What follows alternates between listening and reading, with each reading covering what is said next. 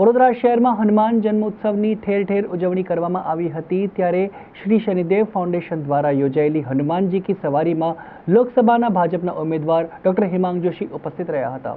વડોદરા શહેરના પશ્ચિમ વિસ્તારમાં શ્રી શનિદેવ ફાઉન્ડેશનના રવિ અગ્રવાલ અને તેમની ટીમ દ્વારા સતત ત્રીજા વર્ષે હનુમાનજી કી સવારીનું ભવ્ય આયોજન કરવામાં આવ્યું હતું, જેમાં શહેરના સાંસદ, શહેર ભાજપ પ્રમુખ, વડોદરા લોકસભાના ભાજપના ઉમેદવાર સહિત શહેરના રાજકીય અગ્રણીઓ વિશેષ ઉપસ્થિત રહ્યા હતા।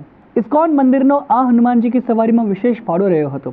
ઇસ્કોન મંદિરના મહંત નિત્યાનંદ મહારાજ દ્વારા તમામ હનુમાન અને રામ ભક્તો માટે મહાપ્રસાદીની વ્યવસ્થા કરવામાં આવી હતી। અત્રે ઉલ્લેખનીય બાબત છે કે આ સમગ્ર કાર્યક્રમનો મુખ્ય પાયો જો કોઈ હોય તો એ ગોત્રી વાસના ભાયલી વિસ્તારના તમામ યુવક મંડળો છે।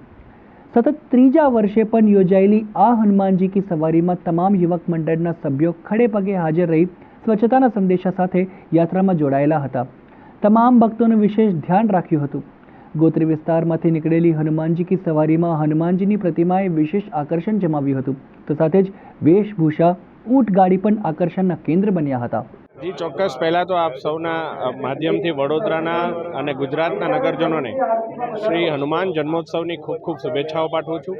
આજે શનિદેવ ફાઉન્ડેશન વડોદરાના રવિભાઈ અગ્રવાલ અને એમની સમગ્ર ટીમ દ્વારા ખૂબ મોટી સંખ્યામાં એક ભવ્ય હનુમાનજી કી સવારીનું આયોજન કરવામાં આવ્યું છે।